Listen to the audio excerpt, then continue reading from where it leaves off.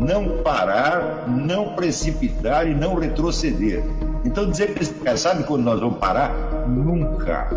Nunca na sua porca vida. Né?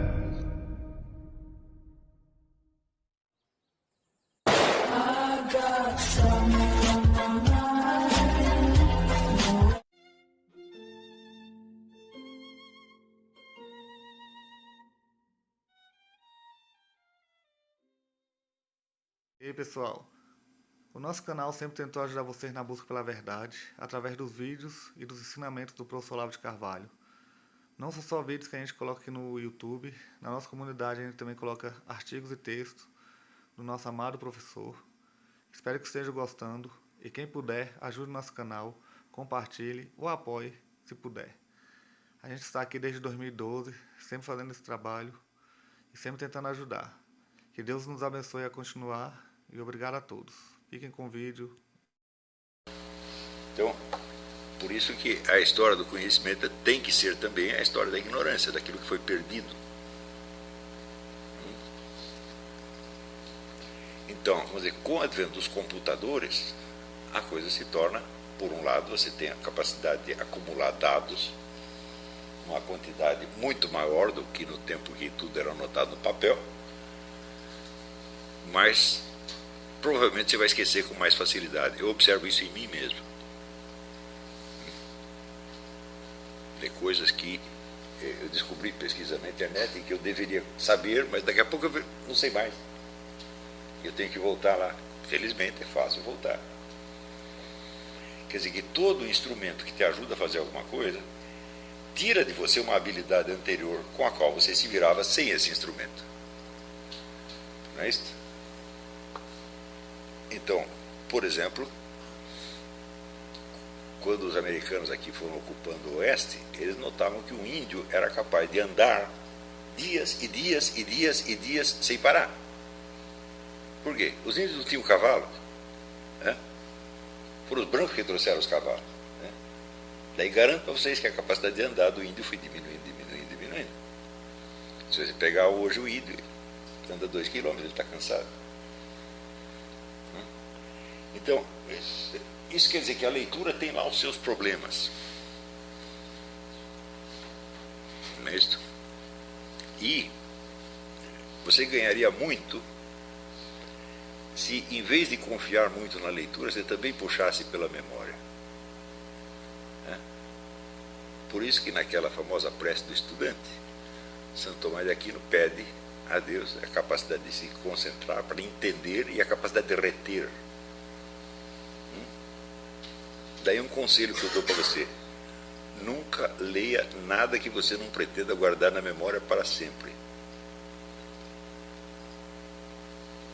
E se é para esquecer daqui a pouco, para que ler? Não é assim?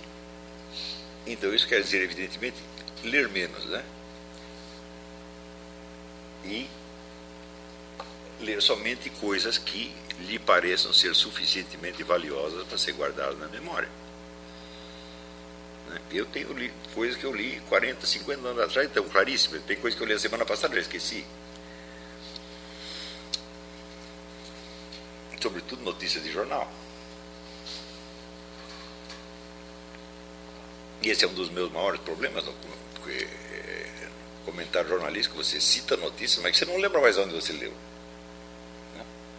Toda semana acontece isso. A pessoa, cadê a fonte? Cadê a fonte? Eu já me perdi, você vai procurar você mesmo, entendeu? Mas coisas que são verdadeiramente valiosas, vamos dizer, elas se incorporam em você como certos trajetos de imaginação que você pode repetir e repetir e repetir cada vez, variando mais e enriquecendo mais.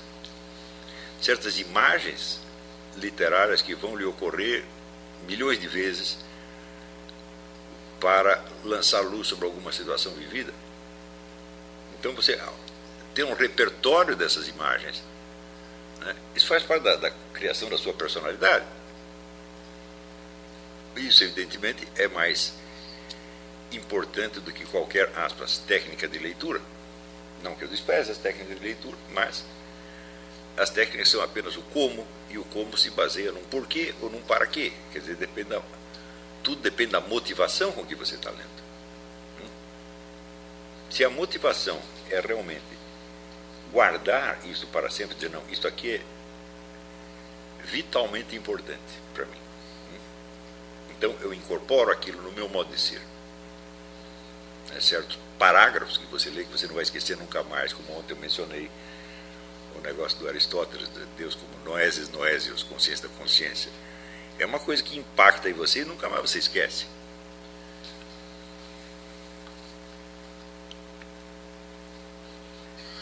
Isso, aqui mesmo neste texto há um paragrafinho lá no meio, na página 13,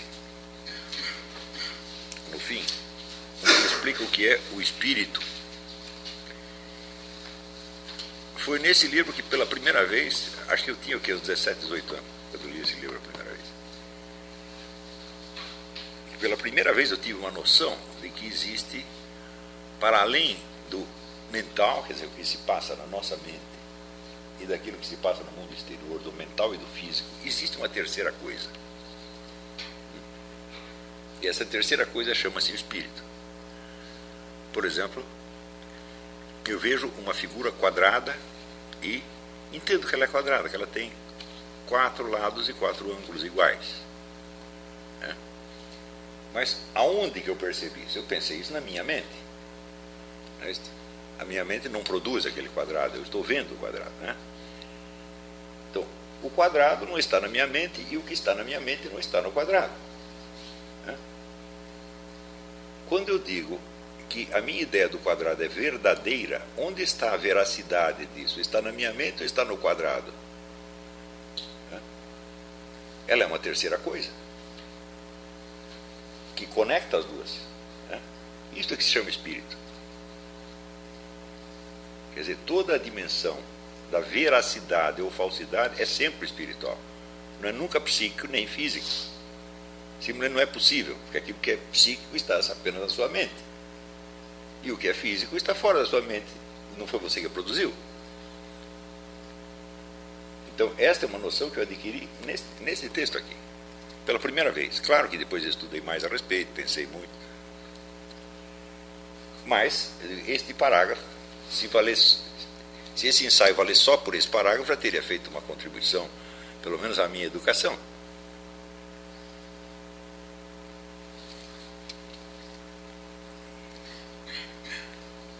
Então, esta noção, o reino do Espírito é a verdade. E o reino da verdade é o Espírito. Isso aqui é uma noção que é para você guardar para o resto da sua vida. E ela, vamos dizer, é de uma obviedade exemplar. O que a sua mente produz é apenas a representação dos objetos, não a veracidade da representação. Não é isso? Tanto que a sua mente pode inventar uma representação verdadeira ou falsa. Quer dizer, qualquer ideia que você tenha sobre qualquer coisa, ela pode ser verdadeira ou falsa. Só que a veracidade dela não está nela mesma. Só está nela mesma a veracidade das ideias que são puramente construídas, como essa que eu dei exemplo do Spinoza. Mas o que é puramente construído é puramente formal, não tem nada a ver com a realidade.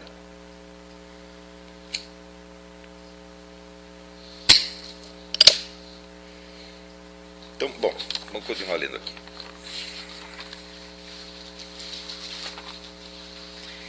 Isso não significa desconhecer que existiram no mundo letras e leitores desde há muitíssimo tempo.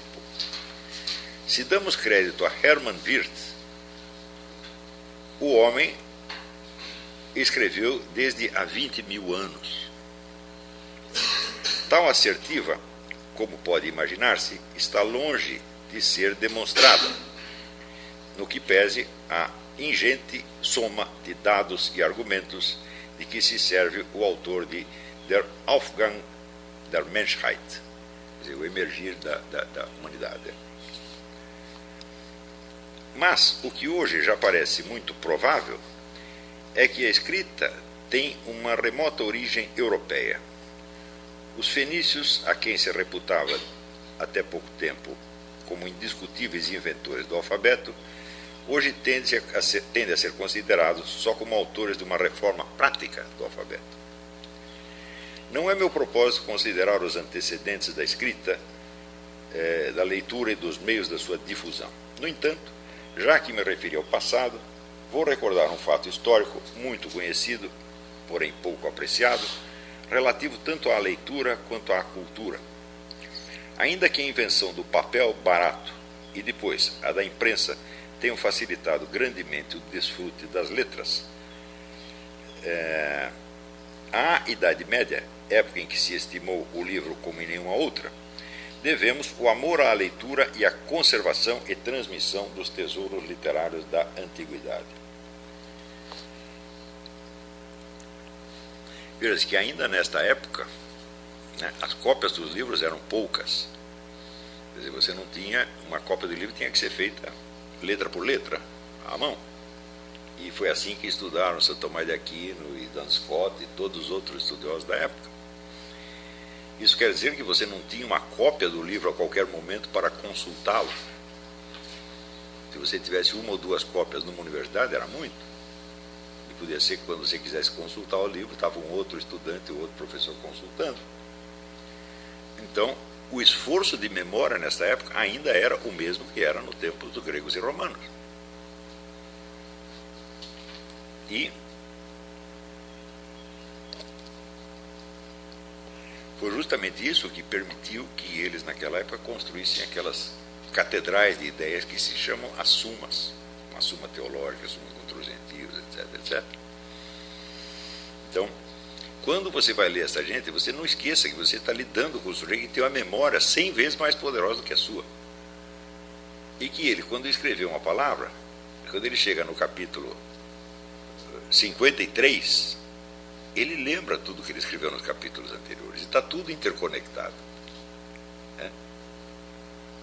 Então, o simples fato de você tentar ler, por exemplo, a Suma Teológica, implica que cada pedacinho que você leu tem que ser retido para você entender o que vem para dentro. Né? Agora, como as pessoas não fazem isso, como elas vão lendo, e não tem essa preocupação, vamos dizer, de reconstruir mentalmente a estrutura que estão lendo, essa estrutura lhes escapa. Né? Então,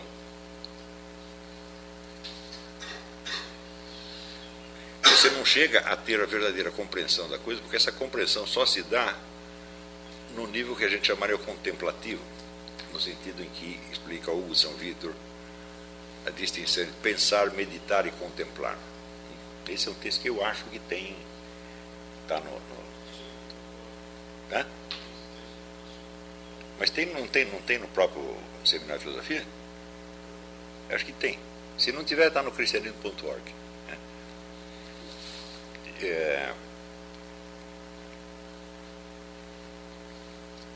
Então diz ele, pensar é você transitar de uma ideia para outra. Meditar é você fazer o caminho inverso, é você rastrear uma ideia até a sua origem. Você pergunta, de onde eu tirei essa ideia? Né?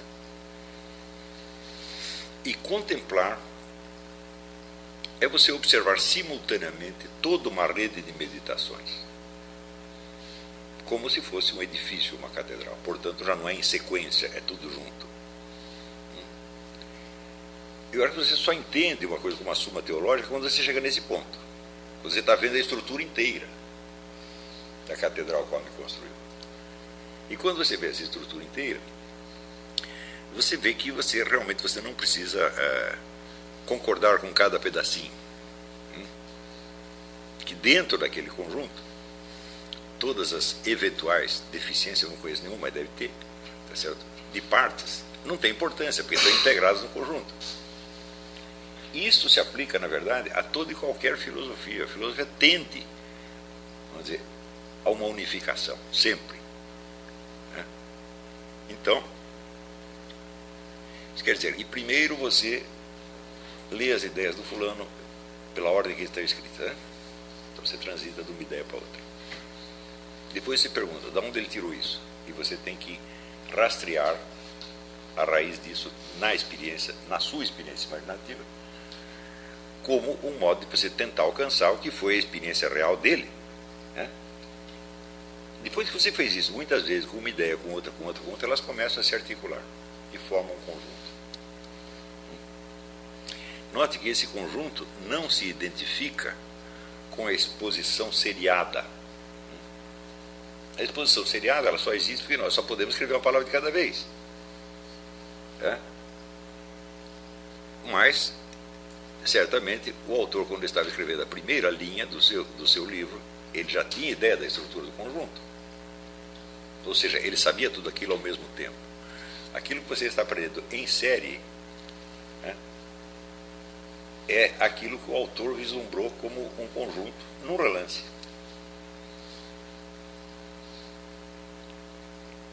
Então, isso é a mesma coisa que dizer que você chegar a compreender um primeiro livro de filosofia é uma experiência absolutamente fantástica. Porque a hora que você apreende este conjunto na sua simultaneidade, ele vale como um símbolo, ou seja, como uma obra de arte, ou como um edifício. Um símbolo da experiência do real. E tudo o que o ser humano produz em matéria de conhecimento é símbolo. Quer dizer, o símbolo é aquilo que não esgota o seu significado, cujo significado está em aberto. E absolutamente todo o conhecimento que o ser humano produz, inclusive o conhecimento científico mais estrito, é sempre símbolo e nada mais. Nós só chegaremos a um conhecimento não simbólico, um conhecimento literal, se tivéssemos o domínio da totalidade da experiência, o que nos é impossível. Portanto, quer dizer, muitas vezes em obras de filosofia, quer dizer, o acerto maior ou menor de uma tese em particular não tem tanta importância.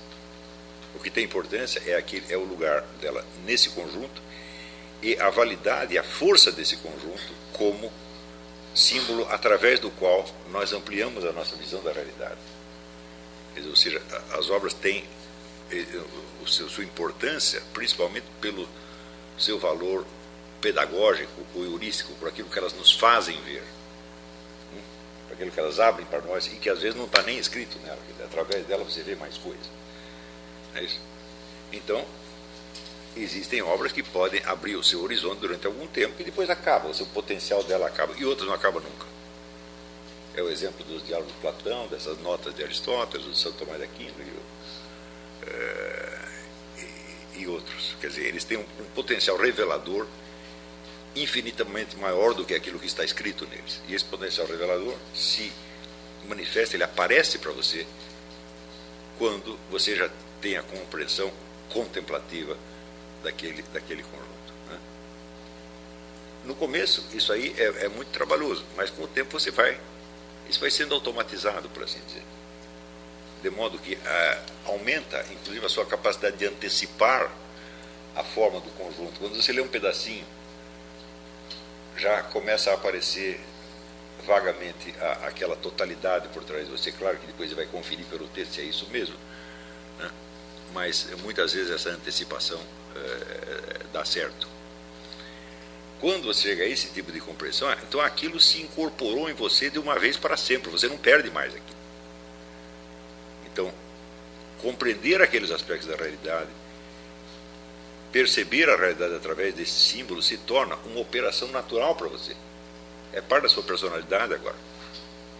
E a finalidade da educação é exatamente essa, é chegar nisso aí.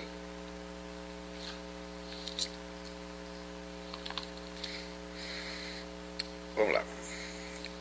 O homem moderno, orgulhoso da democracia e da secularização das instituições, esquece facilmente que, graças à aristocracia e à igreja medievais, os monumentos da literatura pagã se salvaram da destruição, fato decisivo para o destino da humanidade e, sobretudo, para o espírito do Ocidente. Ora, é evidente que eles não salvaram somente textos, pedaços de papel, eles salvaram a possibilidade de compreendê-los. Quer dizer, se não houvesse esse imenso esforço de compreensão e da explicação que eles fizeram em cima dos autores antigos, nós simplesmente não os compreenderíamos, né? Naqueles tempos, errônea e tendenciosamente chamados de trevas, no qual o clero afinava os costumes e iluminava os corações com a religião, a justiça e o saber, monastérios, abadias e catedrais foram o lar, a morada de bibliotecas ciumentamente formadas e enriquecidas, onde se cultivavam as letras, as ciências e as artes, ao mesmo tempo que a teologia. Séculos antes que surgissem as universidades, criação da igreja, existiam escolas monásticas e catedralícias para a instrução dos filhos do povo, algumas das quais sustentavam gratuitamente os estudantes pobres. Tanto as ordens religiosas como os senhores feudais eram então os patrocinadores do desenvolvimento cultural. Assim, em consórcio vivo, a fé, o poder e a laboriosidade de homens seletos, ao mesmo tempo que preparavam as almas para a bem-aventurança e organizavam a sociedade do seu tempo, buscaram, reuniram e reproduziram com esclarecida prevenção os textos da sabedoria antiga, fermento de perene renovação do espírito. Depois, os grandes protetores e fomentadores das bibliotecas, das edições e da ilustração foram os príncipes e os grandes senhores. Neste movimento, faz época a fundação da Biblioteca Vaticana, a primeira aberta ao público geral. Tal é o passo decisivo para pôr o livro ao alcance de todos os leitores, segundo ocorre hoje nos povos civilizados.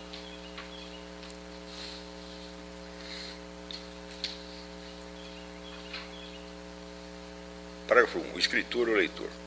Que eu saiba, não existe nenhuma análise fenomenológica do processo essencial da leitura. Isto me anima a arriscar-me no intento de fazer um esboço de semelhante tarefa. O fenômeno capital é que se constitui uma relação sui generis entre o leitor e o autor, na qual o texto representa o vínculo sensível e inteligível através do qual se patentiza o mundo de significações ao espírito subjetivo. Em tal relação, o escritor revela o seu numen, que numen é uma aura luminosa, e dá o fruto de um saber, do seu saber, da sua experiência, da sua reflexão em forma de pensamento. E o leitor recebe deste o que em sua inteligência, sua sensibilidade e sua preparação lhe permitem apreender. Então, peraí, o que você está fazendo exatamente quando você lê um livro? É certo? Você está tentando incorporar percepções e experiências de uma outra pessoa, como se ela estivesse presente contando aquilo. E a partir do momento em que você incorpora essas coisas, elas são suas agora, elas fazem parte da sua personalidade e da sua consciência. Então, este é um processo de, por assim dizer, de fecundação da alma. É como se aquele escritor estivesse gerando alguma coisa dentro de você. Então, é um processo altamente transformador da pessoa. Não é isso? Mas, hoje em dia, nós lemos tanta coisa, é certo? E lemos tanta coisa sem importância, que a leitura em geral se esgota apenas na aquisição da informação imediata. E o neguinho que aprendeu a ler assim, ele certamente vai ler assim até os clássicos da literatura e da filosofia. Então, quer dizer que o melhor da história ele está perdendo, ele nunca vai ter experiência da leitura efetiva.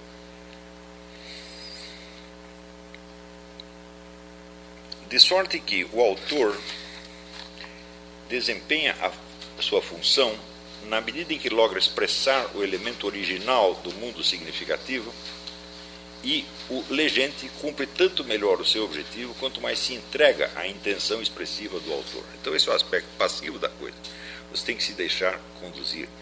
Quer dizer, a imagem que eu usei vocês já ouviram falar do sonho acordado dirigido, né? Um método psicoterapêutico, em que você vai imaginando coisas, mas o terapeuta vai sugerindo para você o que você vai imaginar. Então, toda leitura é, de certo modo, um sonho acordado dirigido. Ambos realizam tarefa valiosa se o que os anima é um autêntico amor à substância espiritual. Isto não implica tomá-los como entes puramente intelectuais. Ao contrário, é preciso que um escreva com o melhor de todo o seu ser e que o outro se entregue ao texto, não só com a cabeça, mas também com o coração. É isso aí, já diz o seguinte: se você não cria uma empatia com o texto desde o começo, é melhor você não ler, porque você não vai querer fazer o trabalho. Você está lendo com má vontade. E se você lê com má vontade, não tem a suspension of disbelief, né? Não tem esta docilidade de se deixar conduzir. Então o que você faz? Você, em geral, quando acontece isso, as pessoas dizem: esse livro não presta, ou eu não gosto. Mas isso está errado, você está julgando justamente por... Não é que você não leu e não gostou. Você não gostou, por que você não leu? Eu sei. A falta de leitura é que é o argumento que justifica o juízo que você faz. É claro que isso é uma palhaçada. Então, falar, eu não li o livro, eu não sei. Não sei se eu não estou preparado para ler o livro, ou se o livro é confuso. Eu não sei mesmo. Encosta ele aí, mais tarde eu vejo. O que você sabe desse livro? Nada. Não é isso? Custa dizer não sei nada?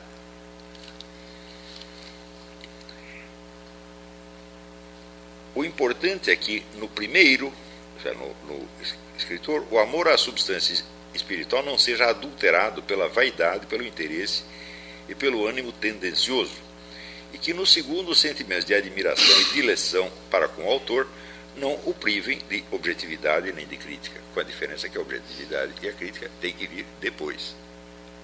Quer dizer, primeiro você tem que se deixar conduzir, com total confiança, sabendo o seguinte: se eu concordar com tudo que esse sujeito disse, se eu for exatamente para onde ele quer, que aí eu não serei escravo dele. Por quê? Porque eu não vou continuar lendo o mesmo livro o resto da minha vida. O livro vai acabar uma hora, eu vou ler outro livro. Então eu vou me libertar, se esse camarada me aprisionar, eu vou me libertar dele necessariamente. Não é isso?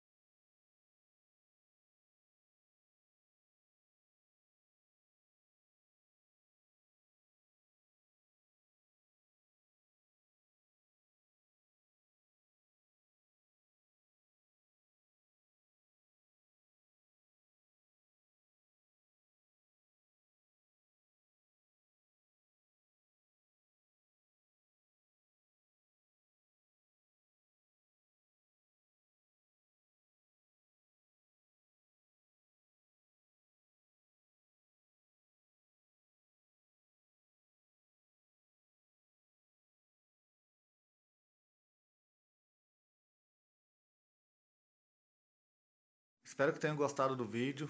Compartilhem, comentem, curtam. Apoiem o nosso canal para a gente continuar aqui no YouTube com essa iniciativa que é desde 2012. Sempre ajudando na busca pela verdade. Sempre busquem a verdade, busquem nosso Senhor Jesus Cristo, busquem a Deus. Forte abraço a todos e até a próxima.